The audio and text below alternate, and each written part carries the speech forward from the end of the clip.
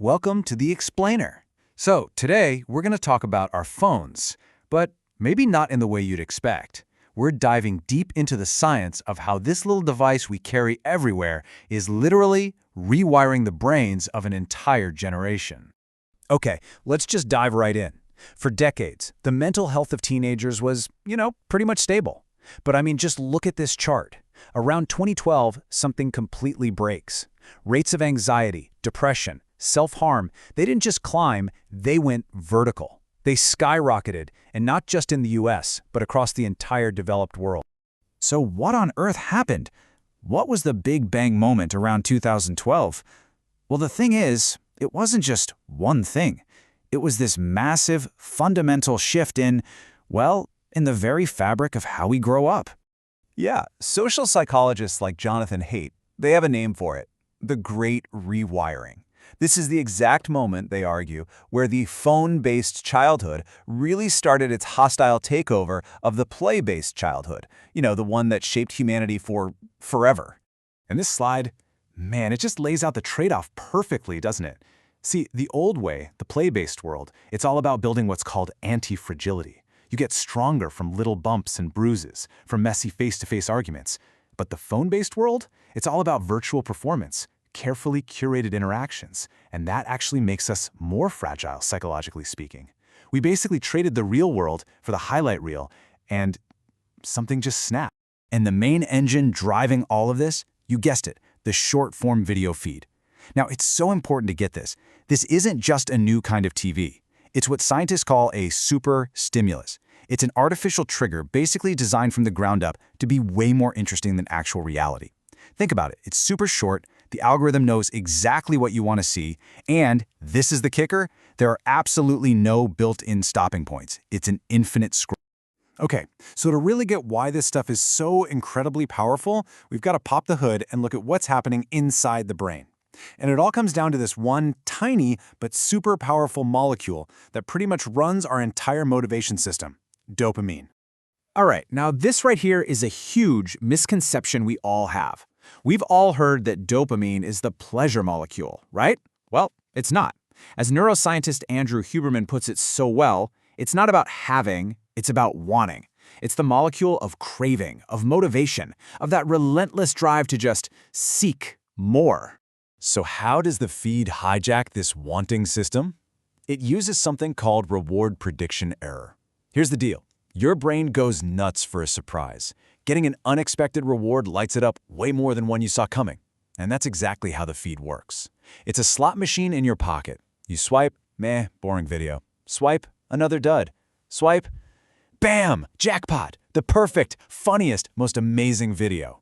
It's that unpredictability, that chance of a win that keeps you pulling that lever, swiping and swiping and swiping. And this is where it gets really dangerous, because this creates a vicious cycle. Step one, you hit that jackpot video, and you get this huge dopamine spike. Awesome. But, what goes up must come down. So step two, right after that high, your dopamine levels don't just go back to normal, they crash below your baseline. And that crash feels terrible. It's like this feeling of anxiety and irritation. So what do? Step three, you compulsively swipe again. Not even to feel good anymore, but just to stop feeling so bad. So, you can probably see where this is going. Over time, this constant roller coaster of spikes and crashes actually lowers your whole baseline level of dopamine. It's like you're digging a ditch. And this can lead to a state that has a name, anhedonia. It's where normal life, the simple stuff like reading a book or just talking with a friend, it all starts to feel kind of dull and boring. Why? Because your brain is now wired to expect a much, much higher level of stimulation just to feel okay. So, let's zoom out a bit, because this isn't just about a bad habit.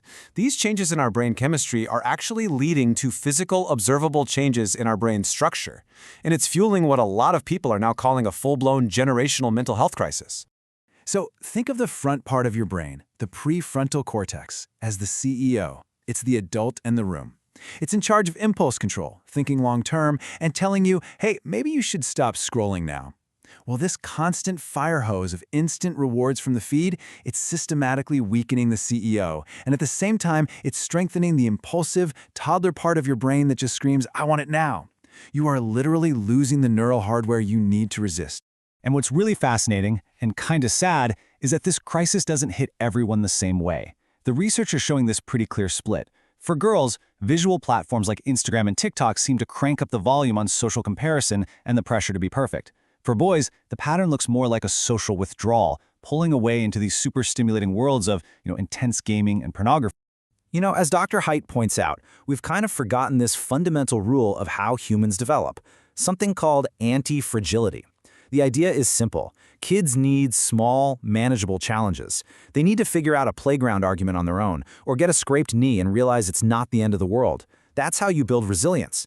But we've created this bizarre paradox, a generation that's totally overprotected in the real world and completely underprotected and exposed in the virtual one. And the damage, it's all over the place, as you can see here. It's not just one little thing. We're seeing real impacts on the prefrontal cortex, which messes with our decision-making, the amygdala, our fear center, which ratchets up anxiety, the hippocampus, which hurts our memory, and even something called the default mode network, which is basically tied to our very sense of self. It's a lot. Okay, wow. So that's the problem, and let's be honest, it's a big one. It's pretty scary stuff. But here's the good news, the really good news. Your brain is plastic. It can be changed. And just like it can be wired for distraction and anxiety, it can be rewired for focus and resilience. So, what can we actually do about all this? Well, on the big societal level, Dr. Haidt lays out 4 really clear rules or norms to try and break this cycle. 1, no smartphones before high school. 2, no social media before 16. 3, make our schools phone-free zones. And 4, way more old-school, unsupervised free play. The whole idea is to create a collective agreement, to give childhood back to our kids. But we can't just wait for society to change. Change also starts with us, with our own individual biology. And there are some incredibly powerful things we can do, starting today, to take back control of our own brain chemistry and our own attention. And this is where Dr. Huberman's work is so useful. He offers this amazing toolkit of 4 science-backed, totally free things you can do. First, get some sunlight in your eyes first thing in the morning. It literally sets your body's clock for the day. Second, take periodic dopamine detoxes, just short breaks to let your reward pathways reset. Third, use your panoramic vision. Seriously, just look out at the horizon. It instantly calms your nervous system. And fourth, use things like non-sleep deep rest to really let your brain recover. And finally, let's bring it right down to 3 super simple, super practical tech habits you can start tonight. Seriously. 1. Switch your phone to grayscale mode. It instantly makes it less stimulating, less like a toy. 2. Install friction apps. These are apps that just make you pause for a few seconds before opening Instagram or TikTok, and it's just enough to break that unconscious habit loop. And 3. The big one. Charge your phone outside your bedroom. Just do it. No more excuses. When you boil it all down, the path forward is about one thing: making our technology serve our biology, and not the other way around. It's about shifting from being a passive consumer to making an active choice. And it all starts by asking yourself this one really important question.